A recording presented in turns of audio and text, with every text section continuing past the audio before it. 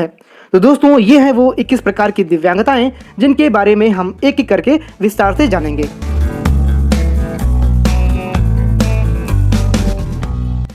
तो दोस्तों सबसे पहली डिसेबिलिटी है ब्लाइंडनेस, जिसे हम हिंदी में दृष्टिहीनता बोलते हैं।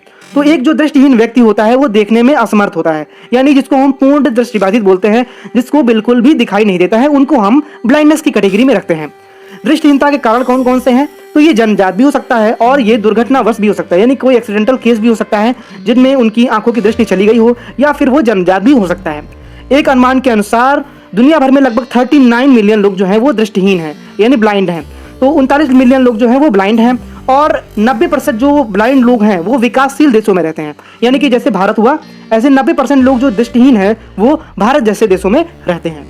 तो चलिए बढ़ते हैं आगे। और दूसरी प्रकार की दिव्यांगता है लो विजन, जिसको हम बोलते हैं अल्प दृष्टिबाधित।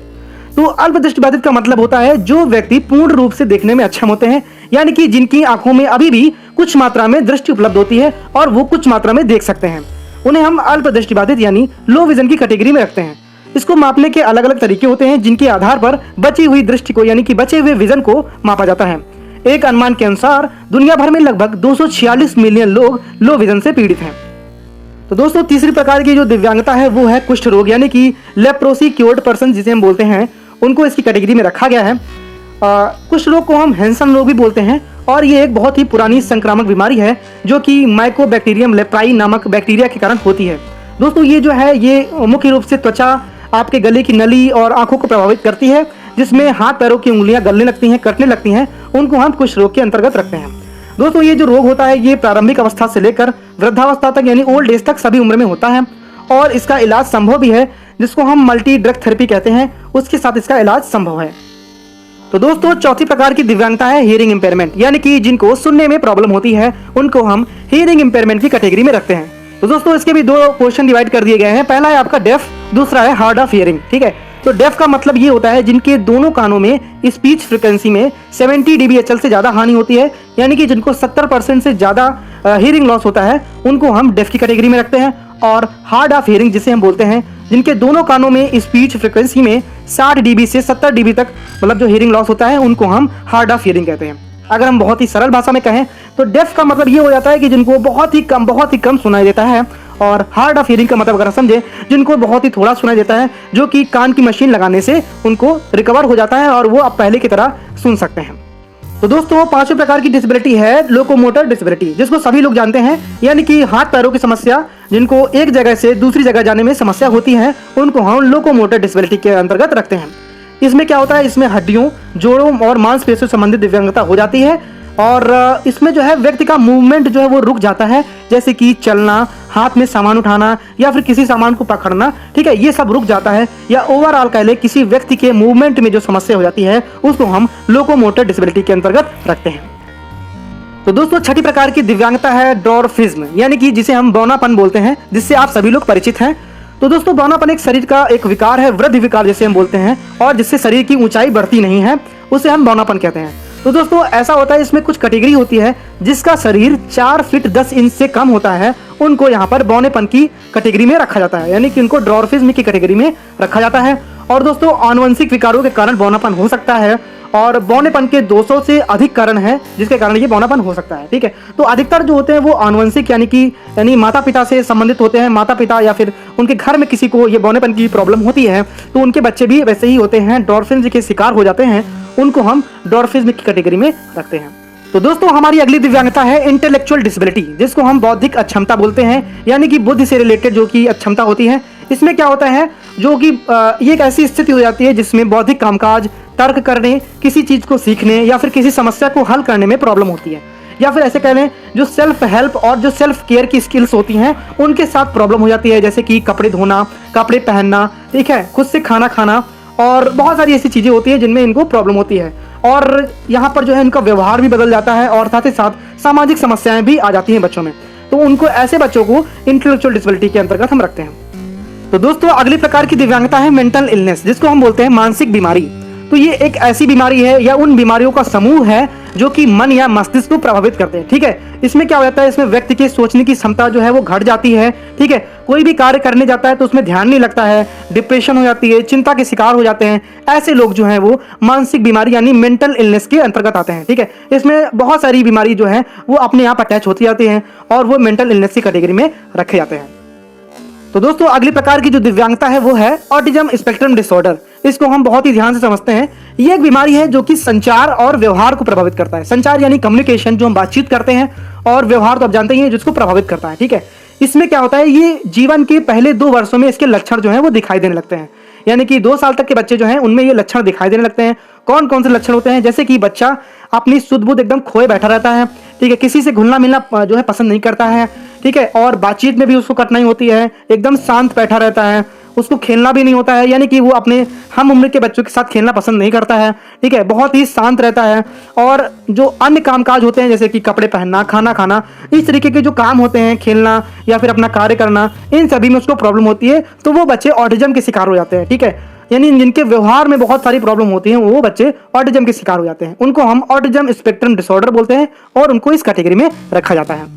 तो दोस्तों अगली प्रकार की दिव्यांगता है सेरेब्रल पैल्सी, जिसको हम बोलते हैं मस्तिष्क पक्षाघात। इसमें क्या होता है, इसमें ब्रेन को नुकसान पहुंचता है। यानी कि अगर हम एक एग्जांपल ले ले, जैसे कि एक्सीडेंट हो गया तो उसमें ब्रेन में चोट लग गई, जिसके कारण शरीर की मांसपेशी में प्रॉब्लम आती है। यानी कि जैसे कि हाथ नहीं उठ रहा है, पैर नहीं उठ रहे हैं, शरीर की किसी भी मांसपेशी में वो ढीली पड़ जाती हैं। ठीक है, या फिर बहुत ही ज्यादा अकड़ जाती हैं। ठीक है, उसमें अकड़न हो जाती है या फिर बहुत ज्यादा ढीली हो जाती है या फिर किसी और तरीके की प्रॉब्लम हो जाती है, उनको हम सेरेब्रल पैल्सी के अंडर में रखते हैं। ठीक है, अब देखिए यहाँ पर ये बच्चों में जो होता है वो जन्म से पहले भी हो सकता है और जन्म के बाद भी हो सकता है। ठीक है, यानी कि इसमें दोनों कैटेगरी हैं। सेरेब्रल पैल्सी अगर एक बार हो जाता है तो वो समय के साथ यानी कि टाइम के साथ और ज्यादा खराब नहीं होता है। ठीक है, वो वैसे का वैसा बना रहता है। और भारत में लगभग 1000 में से 3 बच्चे जो हैं वो सेरेब्रल पैल्सी से पीड़ित होते हैं। दोस्तों अगली प्रकार की दिव्यांगता है मस्कुलर डिस्ट्रॉफी, जो कि अभी हाल में ही अभी जारी किया गया है और इसको बहुत सारे लोग हो सकता है ना भी जानते हो। तो इसके बारे में ऐसे समझते हैं, ये एक न्यूरोमस्कुलर, एक आनुवंशिक विकारों का एक समूह है। ठीक है, जिसमें क्या होता है, इसमें मांसपेशियों की कमजोरी हो जाती है और ये एक प्रगतिशील स्थिति है। मेन बात इसकी समझिए, ये एक प्रगतिशील स्थिति है, यानी कि यह समय बीतने के साथ साथ खराब होता जाता है। देखिए सेरेब्रल पैल्सी जो थी वो जो है समय के साथ खराब नहीं होती थी। मस्कुलर डिस्ट्रॉफी क्या है, यानी कि जिनके मांसपेशियों में प्रॉब्लम हो जाती है और वो समय के साथ साथ और भी ज्यादा खराब होती जाती है। यानी कि अगर किसी के शरीर की मांसपेशियों में प्रॉब्लम हो जाती है और वो समय के साथ साथ और भी ज्यादा खराब होती जा रही है तो उसको हम मस्कुलर डिस्ट्रॉफी के अंतर्गत रखेंगे। ठीक है, और ये जो मस्कुलर डिस्ट्रॉफी है ये आपके यूएसए और भारत सहित कई देशों में इसको विकलांगता के रूप में माना जा चुका है और फिलहाल अभी तक मस्कुलर डिस्ट्रॉफी का कोई भी इलाज उपलब्ध नहीं है। तो ये बहुत ही खतरनाक बीमारी मानी जाती है। इसको मस्कुलर डिस्ट्रॉफी हो जाता है और उसके शरीर धीरे धीरे उसका शरीर जो है वो जाने लगता है, धीरे धीरे शरीर की उसकी क्षति होने लगती है। उसको हम मस्कुलर डिस्ट्रॉफी के अंतर्गत रखते हैं। तो दोस्तों अगली प्रकार की दिव्यांगता है क्रोनिक न्यूरोलॉजिकल कंडीशंस। ठीक है, तो दोस्तों ये बहुत ही ज्यादा ब्रॉड टर्म है, इसमें बहुत सारे रोग होते हैं जिनके कारण ये हो सकता है। ठीक है, तो न्यूरोलॉजिकल कंडीशंस में कौन कौन से रोग आते हैं, न्यूरोलॉजिकल कंडीशंस यानी ब्रेन से रिलेटेड, जैसे कि अल्जाइमर रोग, पार्किंसंस रोग, डिस्टोनिया, हंटिंगटन रोग, न्यूरोमस्कुलर रोग, मल्टीपल स्क्लेरोसिस, मिर्गी, जिससे हम मिर्गी बोलते हैं, जिसमें झटके वगैरह आते हैं। ठीक है, इसको इसके अंतर्गत रखा गया है। तो इसमें बहुत सारे रोग हैं जिसके कारण क्रोनिक न्यूरोलॉजिकल स्थिति उत्पन्न हो सकती है और उसको इसकी कैटेगरी में रखा जाता है। तो दोस्तों अगली प्रकार की दिव्यांगता है स्पेसिफिक लर्निंग डिसेबिलिटीज, जिसे हम लर्निंग डिसेबिलिटी बोलते हैं और जिससे हम सभी परिचित हैं। इसमें क्या होता है, इसमें किसी व्यक्ति को सीखने, सुनने, सोचने, बोलने, लिखने, लर्न करने और गणितीय गणनाओं को सीखने में प्रॉब्लम होती है। ठीक है, और ये जो लर्निंग डिसेबिलिटी होती है इसके 3 जो है उसको 3 भागों में डिवाइड कर दिया गया है, जिसमें पहला आता है आपका डिसलेक्सिया, दूसरा डिस्ग्राफिया और तीसरा डिसकैलकुलिया। ठीक है, तो चलिए इन तीनों को समझ लेते हैं, ये लर्निंग डिसेबिलिटी के अंतर्गत आती हैं। तो जो डिसलेक्सिया होती है इसमें क्या होता है, इसमें किसी भी बच्चे को पढ़ने में प्रॉब्लम होती है। ऐसे बच्चे जिनको पढ़ना बहुत ही ज्यादा मुश्किल लगता है उनको हम डिसलेक्सिया के अंतर्गत रखते हैं। डिस्ग्राफिया में क्या होता है, इन बच्चों को जो है लिखने में प्रॉब्लम होती है, यानी जिनकी लिखावट बहुत ही ज्यादा खराब होती है, हैंडराइटिंग बहुत ही ज्यादा खराब होती है, स्पेलिंग में प्रॉब्लम होती है, मतलब जब वो लिखते हैं तो वो स्पेलिंग में गड़बड़ करते हैं, अपने विचारों को कागज पर रखने में परेशानी होती है। यानी कि अगर उनसे कोई चीज़ कह दी जाए लिखने को तो उनको लिखने में बहुत ज़्यादा प्रॉब्लम होती है। तो ऐसे बच्चों को हम डिस्ग्राफिया के अंतर्गत रखते हैं।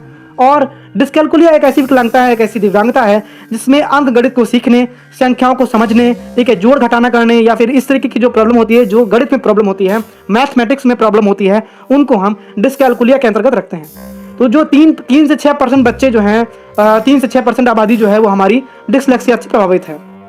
तो दोस्तों अगली प्रकार की दिव्यांगता है मल्टीपल स्क्लेरोसिस।